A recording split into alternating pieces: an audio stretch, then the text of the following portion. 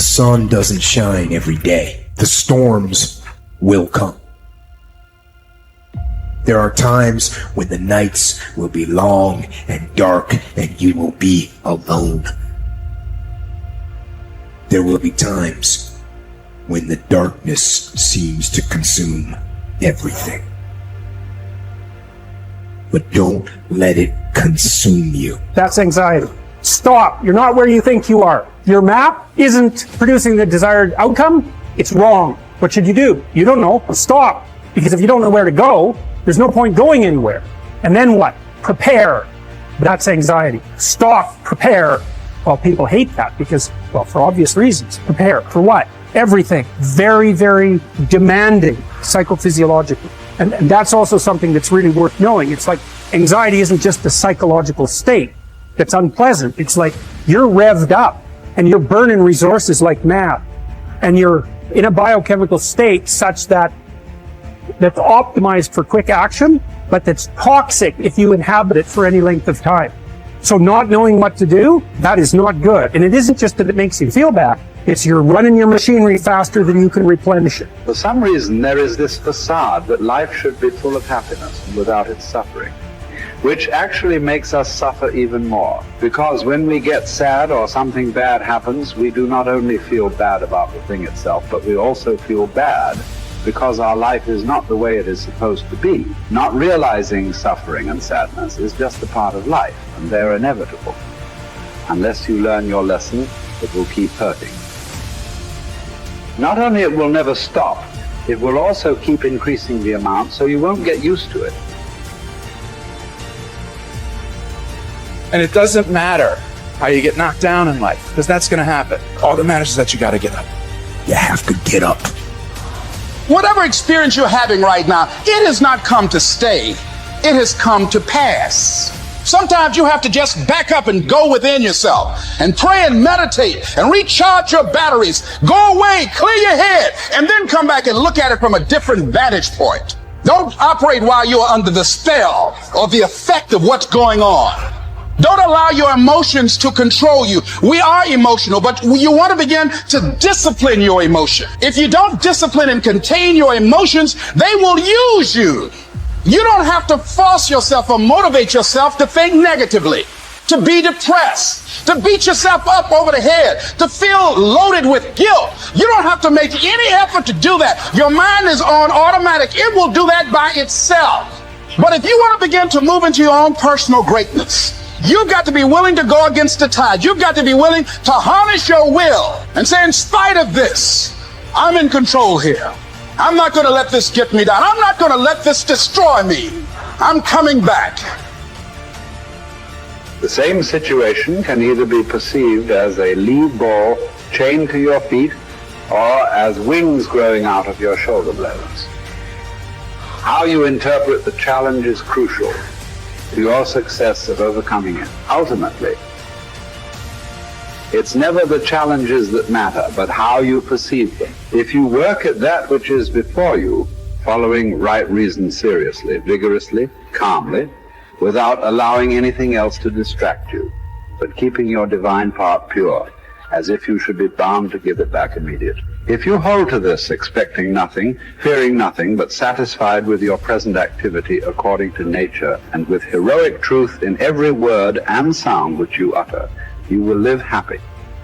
And there is no one who is able to prevent this. We are all bound by this oath to bear the ills of mortal life and to submit with a good grace to what we cannot avoid.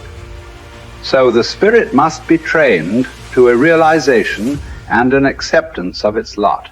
It must come to see that there is nothing fortune will shrink from. There's no ground for resentment in all this. We've entered into a world in which these are the terms life is lived on. If you're satisfied with that, submit to them. If you're not, get out, whatever way you please. The happy man, therefore, is he who can make a right judgment in all things. He is happy who, in his present circumstances, whatever they may be, is satisfied and on friendly terms with the conditions of his life. That man is happy, whose reason recommends to him the whole posture of his affairs. How do you bear the suffering that is at the crux of life without becoming tempted and embittered. That's really, really difficult. Now, someone might point out, go ahead and be bitter, see where that gets you. And if you have any sense, and generally people have at least some, they know that being sick and bitter is worse than just being sick.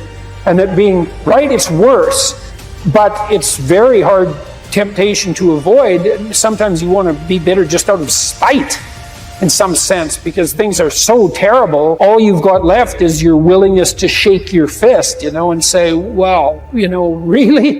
Is this like this many poisonous snakes? Really? That's like, maybe I could have learned with just 1 or 2, not 100. And so, but we're all stuck with that. And I think we're stuck with it at every level of our life, in some senses. How do we maintain a high order moral orientation in spite of suffering and malevolence? Do you think that the man has any thought of mending his ways who counts over his vices as if they were virtues? Therefore, as far as possible, prove yourself guilty, hunt up charges against yourself, play the part first of accuser, then of judge, last of intercessor. At times be harsh with yourself. Set yourself free for your own sake. Gather and save your time, which till lately has been forced from you, or filched away, or has merely slipped from your hands. Make yourself believe the truth of my word, that certain moments are torn from us, that some are gently removed, and that others glide beyond our reach. The most disgraceful kind of loss, however, is that due to carelessness. Furthermore, if you will pay close heed to the problem, you will find that the largest portion of our life passes while we are doing ill, a goodly share while we are doing nothing, and the whole while we are doing that which is not to the purpose. What man can you show me who places any value on his time, who reckons the worth of each day, who understands that he is dying daily? For we are mistaken when we look forward to death. The major portion of death has already passed.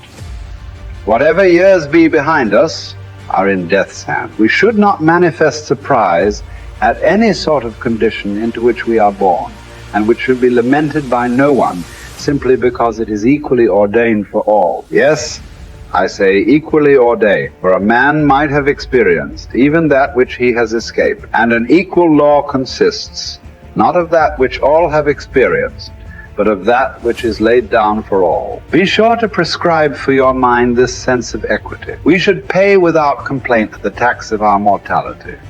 If you're looking for certainty, the reality of suffering is certain. I mean, what do you accept as evidence above all else? That's a good question. That's a hard question. But I would say pain is up there.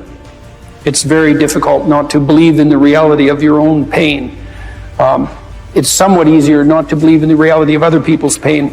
That's not so easy either, but your pain seems to be undeniably real. And so it does beg a question, which is, if pain is undeniably real, is that which overcomes pain even more real? And I think that's, in some sense, that's the idea that lurks behind the idea of the resurrection.